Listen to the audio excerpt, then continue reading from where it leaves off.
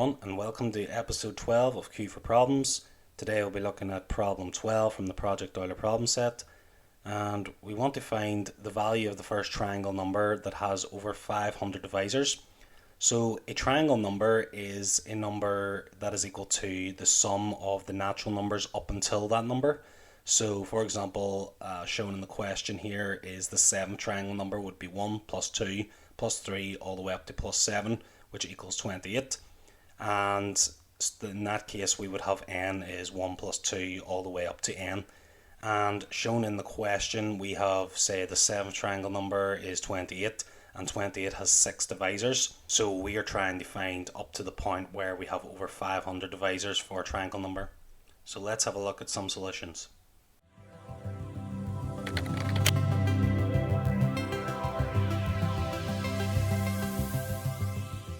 So over here in our developer, we are going to first create a function to factorize an integer.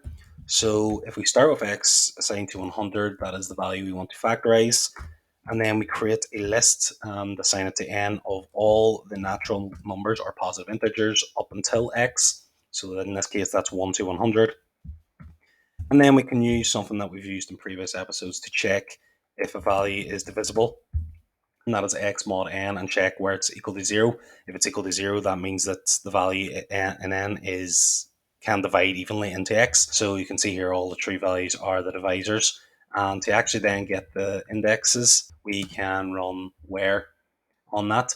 And then if you notice that the index is essentially just one below the actual value that it should be. For example, 24 here is the index. That actually corresponds to the number 25 in the list of numbers 1 until 100. So all we need to do is plus 1 onto this index. And there we have the divisors of 100. And so we can actually put this into a function. So if I instead replace that, and we will call it factor 0. And the reason we're calling it has the 0 is because we're going to create an improved function. But if we actually run factor 0 on 100, you can see it gives me back the factors of 100. So the factor 0 algorithm has a linear time complexity. However, we can actually improve that to a time complexity proportional to the square root of n if we notice that factors always come in pairs. And so for that reason, and if you remember from episode 3, we discussed prime factorization, and we said we only need to check up until the square root of x. And that's the reason, is because there's always going to be a pair. One of the pair values is always going to lie below it, and one's always going to lie above the square root of x. And in that case, you only need to actually check up to the square root, and then you can find the corresponding pair by just simply dividing into 100 then, or into x.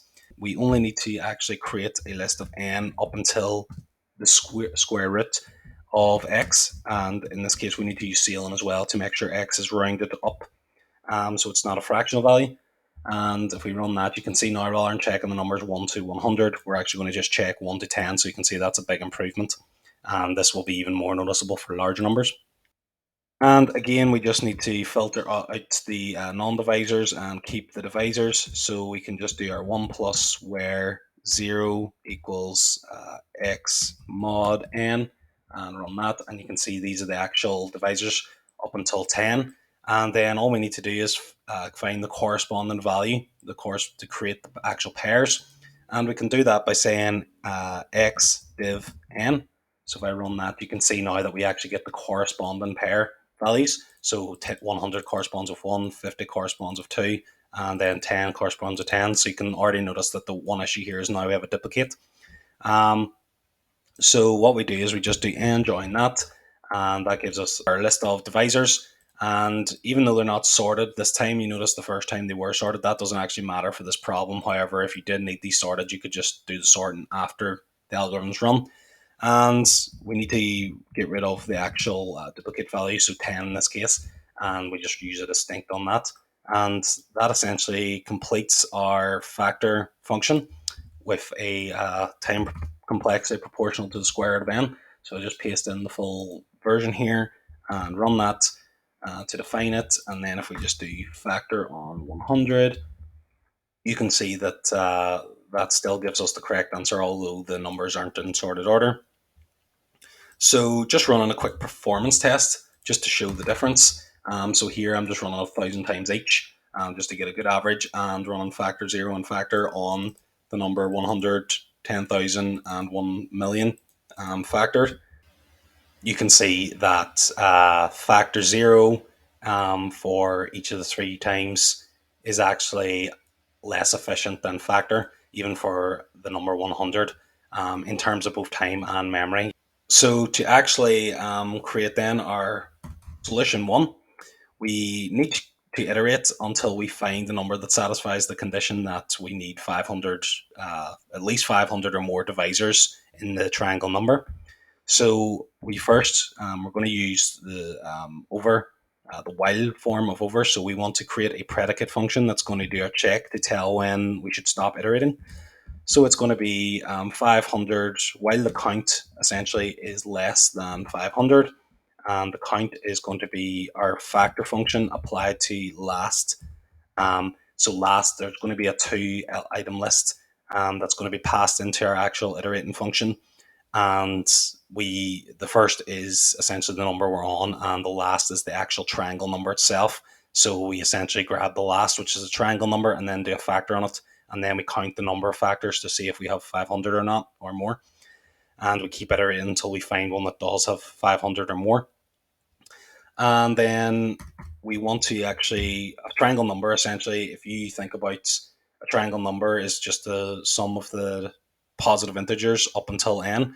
So if we think about that in a different way, you could say that the actual triangle number n is essentially equal to the triangle number n minus 1 plus n. So essentially we're just adding n on to the previous triangle number. So that is exactly how we're going to generate our triangle numbers. So our first number is actually in our two element list that we're going to be passing here is n. So that's the current number we're on, and we're going to increment it by 1 every time. So we're going to start at 1 and then go to 2 and then go to 3 and then go to 4 and keep going up that way. And then our triangle number, which is the second element, is going to be plus with the previous, or with the current value of n. So essentially x1 here is going to have been the previous triangle number, and x0 is actually the value of n right now, which means we're doing n plus the triangle number n minus 1, or the n minus 1th triangle number.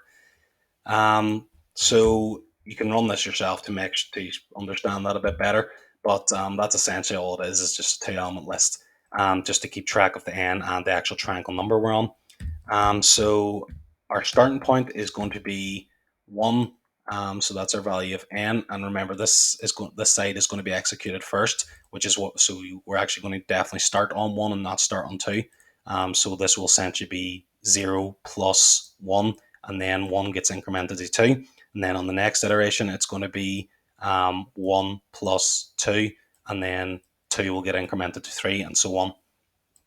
So if I put this here and let's run it, you can see here that it actually gives us the triangle number is the second number here, which is the actual correct answer.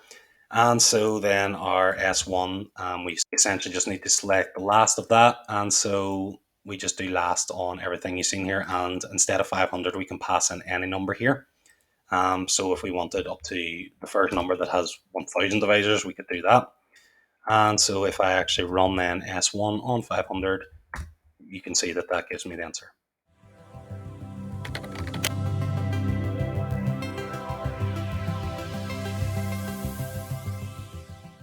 The number of factors of an integer n can be computed via the following formula.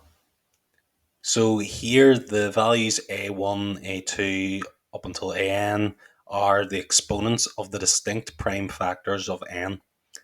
So for example, if we say n was 100, then the prime factorization of n would be 2 times 2 times 5 times 5, which equals 2 to the power of 2 and 5 to the power of 5 if we reduce it.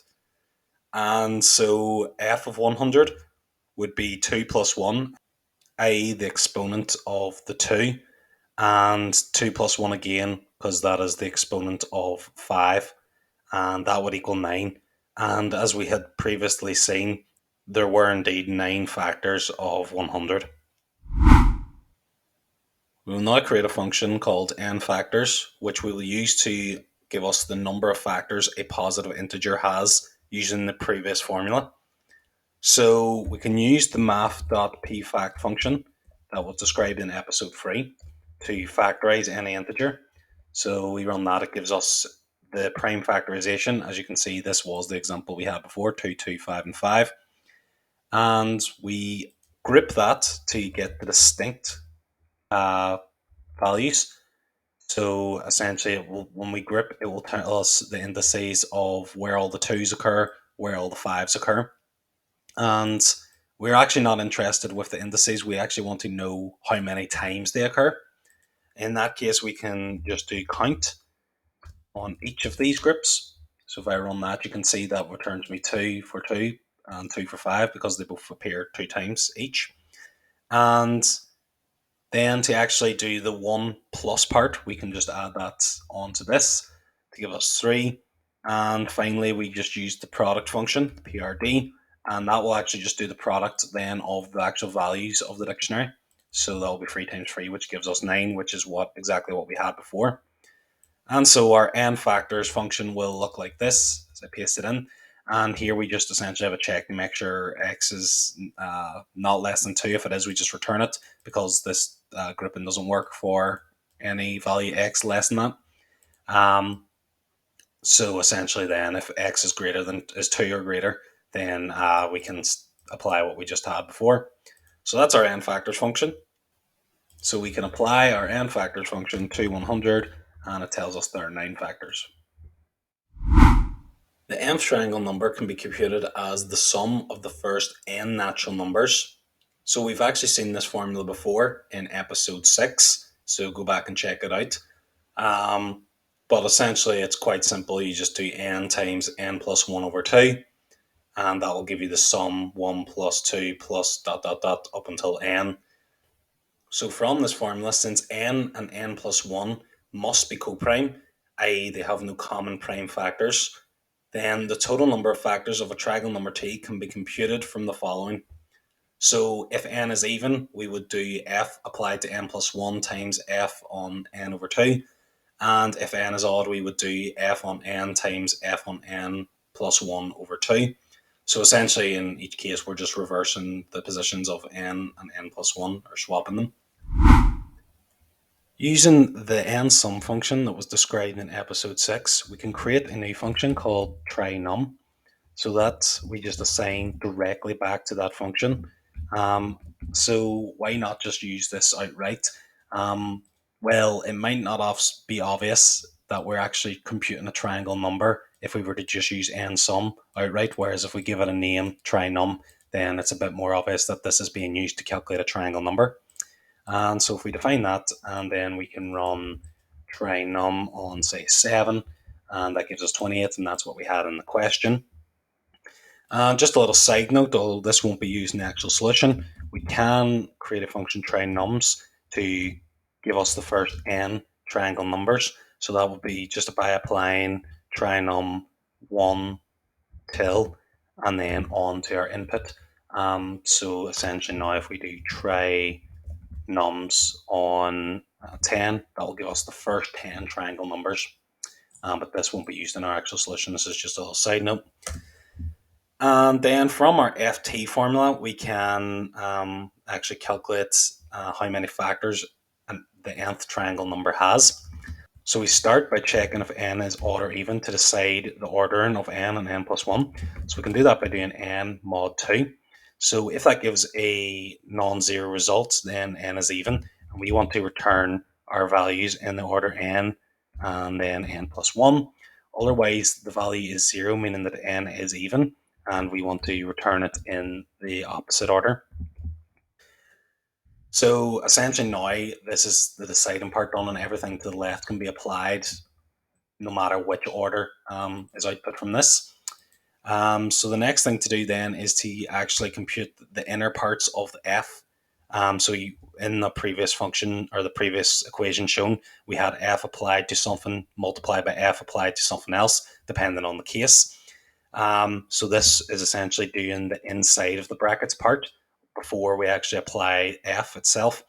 So this is going to be a small lambda, and it's just going to return x join y div 2. And then we use the dot apply because on the right hand side we have two values coming out of this, and then that would be the x and y going into this. So let's set n equal to 7, for example. So on this right hand side, if I run this, that gives me 7 and 8. So n would produce, n mod 2 would produce 1, which would mean true, which gives these values. So that would be 7, and then 7 plus 1 is 8. Then if we actually do x joined with y div 2, that would be 7 joined with 8 divided by 2, which should be 7 and 4, which it is. And then we just need to actually apply f now to these two inputs. So f is our n factors function that we described, and I've left it above. And we apply that to each of these. So you can see here that 7 has two factors because it's prime. The two factors are 1 and 7. And then 4 has three factors, which would be 1, 2, and 4 itself. And then all that remains to do is, remember, we had f on something times f on something else. So we just need to do the times part, which is just prod of these two. And that gives us 6, which tells us that the n being 7, the seventh triangle number has 6 divisors or factors, which indeed it does because we've seen that in the question. So I am just going to actually copy in the try numbers formula. So it will be as follows. Like this, and then I need to give an input of n here, and then finally we can now follow a similar method to what we did in solution 1. So firstly, we define a predicate which will check if our triangle number, the number of factors in our triangle number, is greater than or is still less than 500, because we want to stop iterating when it becomes 500 or more. Only this time, all we need to do is do last, because we're actually already doing the factors part within the actual iterating function here. So you'll see that now. And then what this will be n on n try factors. So remember, we have a two element list. So the first argument is, or the first element of this list is going to be n itself. And the second is going to be the triangle number, just like we had in solution 1. However, in this case, we're actually going to increment n first before we actually apply. So that will be n is 1 plus and then x0, which would be the previous one. So we then do that over 1 and 0 as we had before. So if I run that, you can see that that gives me two numbers. The right hand side is the number of factors. So we can see that this triangle number has 576 factors. The left number is n, so this is the 12,375th triangle number. And so all we need to do then is select the first, because we just want that n. So we select the first, and then we actually need to just convert this into its triangle number form. And to do that, we just run trinum on it. And as you can see, this gives us the same answer as we had before. So pasting in solution 2, and this is the actual solution in function form. And then if we run S2 on 500, you can see that gives us the answer we expect.